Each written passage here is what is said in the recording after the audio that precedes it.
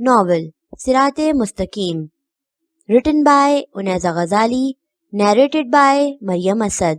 Episode 8. Exams کے دن ہمیشہ کی طرح بہت ٹف تھے. سارا دن کتابوں کے ساتھ اس طرح گزر جاتا تھا کہ وقت کا اندازہ ہی نہیں ہوتا تھا.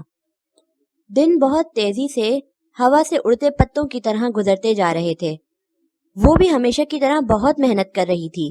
ظاہر ہے ڈگری پوری زندگی کا معاملہ ہوتا ہے اور اسے یہ معاملہ بخیر و عافیت نپٹانا تھا. پڑھائی تو ویسے بھی وہ چیز تھی جو اس کی سب سے زیادہ پسندیدہ تھی، سو وہ پڑھائی کو اور بھی زیادہ خوشی سے وقت دیتی تھی. ایگزامز کے دنوں میں چونکہ وہ سب کچھ بھول چکی تھی، اس لیے اس کی زندگی میں خوشگوار تبدیلی آئی تھی. آج آخری پیپر تھا. صبح سے ہی وہ کافی ایکسائٹڈ تھی. جس کاغذ کے ٹکڑے کے لیے وہ پچھلے 4 سال سے محنت کر رہی تھی، اس کا نتیجہ قریب تھا. وہ پیپر سے فارغ ہوئی اور کلاس سے باہر آ کر ثانیہ کو ڈھونڈنے لگی. پتہ نہیں کہاں چلی گئی تھی وہ. ایکسکیوز می مسفرہ، کیسی ہو؟ بینچ پر ٹانگ رکھے بیٹھی وہ اس کی کلاس فیلو ردا تھی. ہائے ردا، آئی ایم گڈ، تم کیسی ہو؟ ایگزامز کیسے ہوئے؟ مسفرہ بھی اس کے ساتھ بینچ پر بیٹھ گئی. جب تک ثانیہ کا کوئی میسج نہیں آتا یا وہ خود نہیں آتی تب تک وہ اس کا یہاں بیٹھ کر انتظار کر لے گی. میں ٹھیک ہوں، ایگزامز اچھے ہوئے، بس ایک پیپر تھوڑا ٹیڑھا گیا ہے، دعا کرنا میں لڑکوں نہیں، وہ کہہ رہی تھی. اللہ نہ کرے، کیسی باتیں کر رہی ہو؟ مسفرہ ذرا سی شانے اچکا کر بولی. میں تو یوں ہی کہہ رہی تھی. مسفرہ تمہیں پتہ چلا؟ وہ تھوڑی ایکسائٹڈ ہو کر بولی. کیا؟ اس نے سوال کیا. میری منگنی ہو گئی پچھلے ہفتے. زبردست فنکشن تھا، تمہیں پکچرز دکھاؤں؟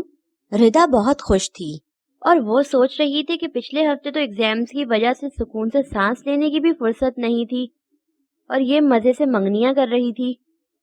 کمال ہوتے ہیں لوگ بھی. دکھاؤ.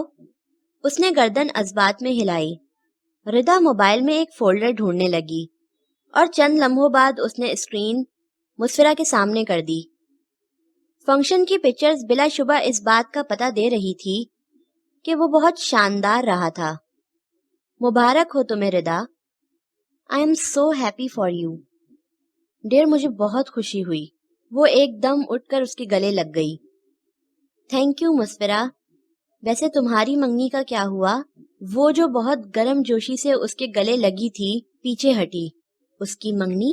یہ بات تو اس نے یونیورسٹی میں ثانیہ کے علاوہ کسی کو بھی نہیں بتائی تھی، تو پھر ردا تک کیسے پہنچی؟ میری منگنی؟ اس کے منہ سے پھسلا. ہاں، ارسل سے نا، ثانیہ نے بتایا تھا مجھے. نہیں، ابھی میری منگنی نہیں ہوئی. ثانیہ کو کوئی غلط فہمی ہوئی ہوگی. تم ایسی کوئی فضول بات کلاس میں مت پھیلا دینا. وہ تھوڑی تلخی سے بولی. مجھے کیا ضرورت ہے پھیلانے کی؟ ثانیہ خود ہی بتاتی پھرتی ہے ہر جگہ. آئی ایم سوری ردا، میں تھوڑا تلخ ہو گئی.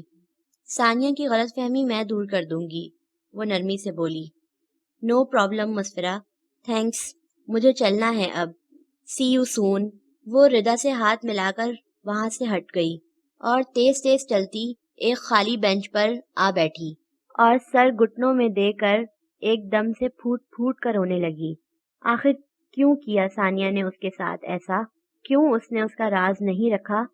کیوں اس نے سب کو یہ بات بتائی؟ وہ تو اس کی بہت اچھی دوست تھی، سب سے اچھی دوست. تو پھر اس نے ایسا کیوں کیا؟ اس کے اعتبار کو شدید جھٹکا لگا تھا. وہ تو کبھی سوچ بھی نہیں سکتی تھی جو اس کے ساتھ ہوا تھا. اسے ساری دنیا سے نفرت ہو رہی تھی. کوئی اس کا نہیں تھا، کوئی بھی نہیں. بس سب اپنے اپنے مقصد کے حصول کے لیے اس کا سہارا لیتے تھے، اور جب مقصد پورا ہو جاتا تو کسی خالی ریپر کی طرح پھینک کر آگے بڑھ جاتے. کیوں ہوتا تھا اس کے ساتھ ایسا؟ صرف اس کے ساتھ ہی کیوں؟ اسے یاد تھا کہ ثانیہ ہمیشہ یہی کہتی تھی کہ وہ اس کی باتیں آگے نہیں بتاتی. تو پھر کیا اس نے آج جو سنا وہ غلط تھا، یا وہ جو اس وقت سنتی تھی وہ غلط ہوتا تھا؟ وہ اسی بینچ پر بیٹھی ساری دنیا سے بے خبر بہت دیر تک روئی. ہر مسئلہ باری باری یاد آ رہا تھا. وہ آنسو روک ہی نہیں پا رہی تھی. یہ اس کی زندگی نہیں تھی، مسائل کی فیکٹری تھی جہاں روز نئے مسائل پیدا ہوتے تھے. جب وہ خوب رولی تو گھر جانے کے لیے اٹھی. آج پہلی بار ایسا ہوا تھا کہ اتنا رو کر بھی دل ہلکا نہیں ہوا تھا۔ وہ ابھی بھی مزید رونا چاہتی تھی۔ وہ پوائنٹ پر بیٹھی اور سر سیٹ کی پشت سے ٹکا کر آنکھیں موند لی۔ بند آنکھوں سے پھر سے قطرے ٹپک ٹپک کر رخساروں پر بہنے لگے۔ ویڈیو پسند آنے کی صورت میں لائک، کامنٹ اور شیئر کریں، ہمارے چینل کو سبسکرائب کریں اور بیل نوٹیفیکیشن کو آن کر دیں تاکہ نئے آنے والی ویڈیوز آپ کو بآسانی مل سکیں۔